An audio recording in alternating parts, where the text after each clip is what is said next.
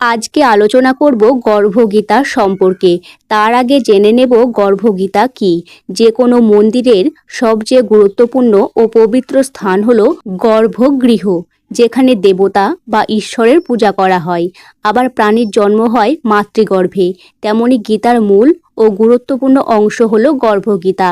শিশুরা মাতৃগর্ভে থাকাকালীন যদি এই গর্ভগীতা পাঠ করা হয় বা শ্রবণ করা হয়, তাহলে শিশুরা সুশিক্ষা ও সংস্কার লাভ করে। ভগবান শ্রীকৃষ্ণ ও অর্জুনের মধ্যে কুরুক্ষেত্রে যুদ্ধের পর পরীক্ষিতের জন্মের সময়কালে যে কথোপকথন হয়েছিল তাকে গর্ভগীতা বলা হয়। এই সংসারে এমন অনেক মানুষ রয়েছেন যারা জন্ম থেকেই কোনো না কোনো শারীরিক সমস্যা নিয়ে জন্মগ্রহণ করেন। কেউ হয়তো অন্ধ, কেউ কালা, কেউ বোবা, কেউ বিকলাঙ্গ হয়ে জন্মগ্রহণ করেন। কারো ক্ষেত্রে হয়তো এই সকল সমস্যাগুলো পরে দেখা দেয়, কারো আবার অকাল মৃত্যু ঘটে, কেউ বা জীবনের শৈশব থেকেই নরক যন্ত্রণা ভোগ করেন। কেউ গরিব ঘরে, কেউ বা ধনী পরিবারে জন্মগ্রহণ করে। আবার সকলের জন্মস্থান ভিন্ন হয়। কেন এমন হয়? এই গর্ভগীতাতে ভগবান শ্রীকৃষ্ণ এই সমস্ত প্রশ্নের উত্তর অর্জুনকে ব্যক্ত করেছেন। এই সকল প্রশ্নের উত্তর জানতে গর্ভগীতা পাঠ শুরু করা যাক। অর্জুন উবাচ, হে মধুসূদন, কৃপা করে আমাকে বলুন, প্রাণী কোন দোষের কারণে গর্ভে বাস করে থাকে? প্রাণী জন্মের পূর্বে গর্ভে কষ্ট পায় আর জন্মানোর সময়ও অসহনীয় পীড়া পায়। এরপরেও সে রোগ ও পীড়ার কারণে দুঃখ পায়। বৃদ্ধ বয়সে পৌঁছতে পৌঁছতে তাকে রোগ ব্যাধি ঘিরে ফেলে আর তারপর তার মৃত্যু ঘটে। সুতরাং হে ভগবান, কৃপা করে আমাকে এটা বলুন যে কোন কার্য করলে মনুষ্য এই জন্ম মৃত্যু চক্র থেকে মুক্তি পেতে পারে। শ্রীকৃষ্ণ উবাচ, হে ধনুর্ধারী অর্জুন, জন্ম মৃত্যুর বন্ধন তো সেই সব প্রাণীরই নিয়তি যে এই সংসারে জন্মগ্রহণ করেছে। সেসব প্রাণী সংসারের এমন বস্তুর সাথে মোহতে জড়িয়ে পড়ে যা একদিন বিনষ্ট হয়ে যাবে। তাদের মনে এই নশ্বর বস্তুকে প্রাপ্ত করার ইচ্ছা থেকে যায়। মনুষ্য ধনসম্পদের আকাঙ্ক্ষা তো করেই, কিন্তু ভগবানের ভক্তির থেকে বিমুখ হয়ে থাকে। সেই জন্যই সে বারংবার ভিন্ন যোনিতে জন্ম নিয়ে জীবন মরণ আর গর্ভের দুঃখ ভোগ করে। অর্জুন বললেন, হে মাধব, এই মন তো আপন চালে চলতে থাকা হাতির মতো। তৃষ্ণায়ের শক্তি এই মন পঞ্চ ইন্দ্রিয়ের বশবর্তী। কাম, ক্রোধ, লোভ, মোহ ও অহংকার, এই পাঁচটির মধ্যে অহংকার সবচেয়ে শক্তিশালী। তাহলে কিভাবে মনকে নিজের নিয়ন্ত্রণে রাখা যায়? এ কথা শুনে শ্রীকৃষ্ণ বললেন, হে কন্তেয়, যেভাবে মত্ত হাতিকে বশে রাখার জন্য মহাবৎ অঙ্কুশের প্রয়োগ করেন, সেই রকমই মনকে বশে রাখার জন্য জ্ঞানরূপী অঙ্কুশ প্রয়োগ করতে হয়। ভক্তি এবং জ্ঞান অভ্যাসের দ্বারা আয়ত্ত করা সম্ভব। অহংকার করলে জীবন নরকের ন্যায় হয়ে ওঠে। অর্জুন বললেন, হে জনার্দন, কিছু মানুষ আপনার প্রতি ভক্তি লাভের জন্য বনে জঙ্গলে ঘুরে বেড়ায়, আর কিছু মানুষ সাংসারিক মোহ মায়া ত্যাগ করে বিভিন্ন জায়গায় দিশাহীনভাবে ঘুরে বেড়ায়। হে প্রভু, আপনার ভক্তি কী রূপে পাওয়া সম্ভব তা কিভাবে জানা যাবে? আমি জানতে ইচ্ছা করি। শ্রী ভগবান বললেন, প্রিয় অর্জুন, যে মনুষ্য আমাকে লাভ করার জন্য বনে বনে ভ্রমণ করেন তাকে সন্ন্যাসী বা বৈরাগী বলে। একদল মাথায় জটা বাঁধে এবং শরীরে ভস্ম লাগায়। এদের মধ্যে আমার বাস নেই, কারণ এদের মধ্যে অহংকার রয়েছে। তাদের মনে ভক্তি বা প্রেম কোনোটাই নেই। তপ বা বৈরাগ্যের অহংকার আমার প্রতি ভক্তি লাভের পথে প্রধান বাধাস্বরূপ। শুদ্ধ মনে যে আমার ভক্তি করে সেই সৎ অভ্যাসী, যে কাম, ক্রোধ, মোহ, লোভ এবং অহংকার থেকে মুক্ত, তাকেই আমি দর্শন দিয়ে থাকি। এরপর অর্জুন বললেন, হে মাধব, কোন পাপের কারণে কারোর অকাল মৃত্যু ঘটে? কোন পাপের কারণে মানুষ নপুংসক হয়ে যায়? আমি জানতে ইচ্ছা করি। শ্রী ভগবান বললেন, হে অর্জুন, যে ব্যক্তি ঋণ নিয়ে তা পরিশোধ করে না, সে এই পাপ কর্মের জন্য তার স্ত্রীকে হারিয়ে ফেলে। যে কারোর বন্ধক নিয়ে তা ফেরত দেয় না, সেই দোষে তার পুত্র মারা যায়। যে ব্যক্তি কাউকে সহায়তা করার প্রতিশ্রুতি দিয়েও সময় মতো তা পালন করে না, সে ব্যক্তি নপুংসক হয়ে যায়। যে ব্যক্তি গর্ভস্থ ভ্রূণ হত্যা করে সেই ব্যক্তি এই জন্মে বা পরের জন্মে নিঃসন্তান হয়ে থাকে। এই সবগুলি হলো ভয়ঙ্কর পাপ।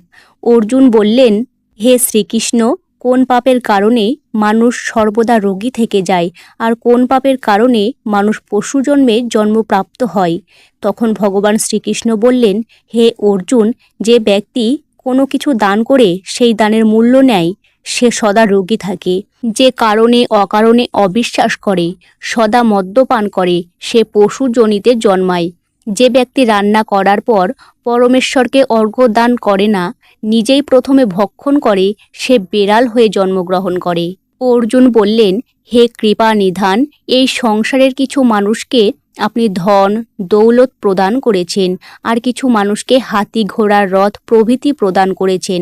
তারা কোন পুণ্য কর্ম করেছেন কৃপা করে আমাকে বর্ণনা করুন। শ্রী ভগবান বললেন, হে ধনঞ্জয়, যে উত্তম মনে কাউকে স্বর্ণ দান করে সে উত্তম বাহন তথা হাতি ঘোড়ার রথ ইত্যাদি প্রাপ্ত হয়। যে ভগবানকে সাক্ষী মেনে কন্যা দান করে সেই ব্যক্তি উত্তম পুরুষ রূপে জন্মগ্রহণ করে। এরপর অর্জুন প্রশ্ন করলেন, হে ভগবান, আপনি এই সংসারে কাউকে খুবই সুন্দর ও স্বাস্থ্যবান বানিয়েছেন, তো কাউকে কুৎসিত, কাউকে ধনবান করেছেন, তো কাউকে নির্ধন। এরকম বৈপরীত্য কেন? শ্রী ভগবান বললেন, প্রিয় অর্জুন, যে প্রাণী অন্ন দান করেছে তার স্বরূপ সুন্দর, এবং যে বিদ্যা দান করেছে সে বিদ্বান হয়। যদিও মনুষ্যের রূপ নয়, তার গুণই হল মহত্বপূর্ণ। যে ব্যক্তি সাধুদের সেবা করে সে ধনবান এবং পুত্রবান হয়। এরপর অর্জুন জিজ্ঞাসা করেন, হে কৃষ্ণ, কেন কোনো মানুষ বোবা হয় বা কালা হয় বা অন্ধ হয় বা অন্য কোনো প্রকার বিকলাঙ্গ হয়ে থাকে? সেই প্রশ্নের উত্তরে ভগবান শ্রীকৃষ্ণ বললেন, যে ব্যক্তি গুরুর কাছ থেকে বিদ্যা লাভ করে ফিরিয়ে নেয়, অন্যের অপমান করে এবং নিত্য কলহে লিপ্ত থাকে, সেই ব্যক্তি বোবা হয়ে যায়। যারা সর্বদা নোংরা অপরিষ্কার থাকে তারা দরিদ্র হয়। আর যে ব্যক্তি পরস্ত্রী বা পরপুরুষকে দেখে কুদৃষ্টি প্রদান করে তারা অন্ধ হয়ে যায়। যারা কুকাজ করে বা যারা কুকাজ করে থাকা মানুষকে সাহায্য করে তারা খণ্ডবায়ু হয়ে থাকে। অর্জুন বললেন, হে মধুসূদন, মনুষ্য তার ধনসম্পত্তি আর সাংসারিক সুখের মোহতে এত মগ্ন থাকে কেন? শ্রী ভগবান বললেন, হে কুন্তেয়, যদি মনুষ্য আমার কৃপা থেকে বঞ্চিত হয়ে যায় তাহলে সে ধনসম্পত্তি প্রভৃতি জাগতিক বস্তুর মোহে আবদ্ধ হয়ে পড়ে। এই সকল বস্তু হলো নশ্বর। বিবেকবান মানুষ এই সকল বস্তু থেকে অনেক দূরে থাকে। যারা সাংসারিক মোহ ত্যাগ করে, পবিত্র স্থান দর্শন করে, আমার প্রতি নিষ্কর্ম ভক্তি প্রদর্শন করে, তারা রাজার সমান সুখ এবং জ্ঞান প্রাপ্ত হয়। সমস্ত জাগতিক বস্তুই হলো নশ্বর, কেবল আমার প্রতি ভক্তি হলো অবিনশ্বর। অর্জুন উবাচ, হে কৃষ্ণ, তুমি পরম ব্রহ্ম, তোমাকে প্রণাম। আগে আমি তোমাকে নিজের আত্মীয় মনে করতাম, কিন্তু এখন তোমাকে ঈশ্বর রূপে জানি। হে পরম ব্রহ্ম, গুরু দীক্ষা কেমন হয় দয়া করে আমাকে জানান। কৃষ্ণ উবাচ, তুমি ধন্য, তোমার পিতা মাতাও ধন্য, যাদের তোমার মতো পুত্রের জন্ম হয়েছে। হে অর্জুন, সমস্ত সংসারের গুরু জগন্নাথ, বিদ্যার গুরু কাশী এবং 4টি বর্গের গুরু সন্ন্যাসী। যারা সব কিছু ত্যাগ করে আমার বিষয়ে মনোনিবেশ করেছে তারা ব্রাহ্মণ জগৎগুরু। হে অর্জুন, মন দিয়ে শোনো, কেমন গুরুর সংস্পর্শে থাকা উচিত? যে সমস্ত ইন্দ্রিয় জয় করেছে, যে সমস্ত সংসারকে ঈশ্বরময় মনে করে, সমস্ত জগতের প্রতি উদাসীন, এমন গুরুর সঙ্গে থাকা উচিত। যে পরমেশ্বরকে জানে নানানভাবে, সেই গুরুর পূজা করা উচিত। হে অর্জুন, যে গুরুভক্ত এবং যে গুরুর সম্মুখে থেকে ভজন করে তাদের ভজন করা সফল। যে গুরু বিমুখ তাদের সপ্তগ্রাস পাপ লাগে। গুরু বিমুখ প্রাণী দর্শনযোগ্য হয় না। যে গৃহস্থ সংসারে গুরু ছাড়া থাকে তারা চণ্ডালের সমান। তার হাতের ভোজন দেবতাও গ্রহণ করে না, তার সমস্ত কর্ম নিষ্ফল হয়। শূকর, গর্দভ, কাক এ সমস্ত যোনি অত্যন্ত নিম্নমানের। এ সকলের তুলনায় সেই মনুষ্য নিষ্কৃষ্ট মানের। যারা গুরু বিমুখ হন, গুরু ছাড়া গতি নেই, তারা অবশ্যই নরকে যাবে। গুরু দীক্ষা ছাড়া সমস্ত প্রাণীর সমস্ত কর্ম নিষ্ফল। হে অর্জুন, যেমন 4 বর্ণই আমার ভক্তি করার যোগ্য, তেমনই গুরু ভক্তিরও যোগ্য। যেভাবে গঙ্গা নদীর মধ্যে শ্রেষ্ঠ, সমস্ত ব্রতের মধ্যে একাদশী ব্রতের মধ্যে শ্রেষ্ঠ, সেভাবেই সমস্ত শুভ কর্মের মধ্যে গুরুর সেবা উত্তম। সংসারে যারা গুরু ছাড়া থাকে তারা চণ্ডালের সমান। মদিরার ভাণ্ডারে গঙ্গা জল যেমন অপবিত্র হয়, তেমনি গুরু বিমুখ ব্যক্তির ভোজনও সদা অপবিত্র হয়।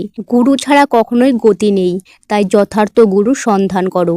মনের ভক্তি ও বিশ্বাস থাকলে একটা না একটা সময় গুরু আপনা আপনি তোমার কাছে এসে ধরা দেবেন।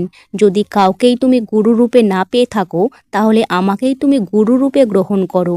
যাকে তুমি মনে প্রাণে বিশ্বাস করো, যার কথা তোমার অন্তরে প্রবেশ করে, যার প্রতি তোমার আপনা আপনি ভক্তি জন্মায়, তাকেই তুমি গুরু রূপে মনে করতে পারো। গুরু দীক্ষা ছাড়া প্রাণী পশুজনি লাভ করে, 84টি জনিতে ভ্রমণ করতে থাকে। অর্জুন উবাচ, গুরু দীক্ষা কি? কৃষ্ণ বলেন, ধন্য জন্ম তার যে এই প্রশ্ন করেছে। গুরু দীক্ষা 2টি অক্ষরের, হরি ওম। এই অক্ষরকে গুরু বলে। এই 4টি বর্ণকে আপন করে নেওয়া শ্রেষ্ঠ। হে অর্জুন, যে গুরুর সেবা করে সে আমার আশীর্বাদ লাভ করে। সে 84টি যোনি থেকে মুক্তি পায়, জন্ম মৃত্যু থেকে মুক্ত হয় ও নরক ভোগ করে না। যে ব্যক্তি গুরুর সেবা করে না, সে 3.5 কোটি বছর পর্যন্ত নরক ভোগ করে। গুরুর সেবা করলে একাধিক অশ্বমেধ যজ্ঞের সমান ফল লাভ করে ব্যক্তি। গুরু সেবায় আমার সেবা। হে অর্জুন, আমারও তোমার কথোপকথন যে প্রাণী শুনবে ও পড়বে, তার সমস্ত দুঃখ এবং 84 লক্ষ যোনি থেকে মুক্তি পাবে। তাই একে গর্ভগীতা জ্ঞান বলা হয় অর্জুন।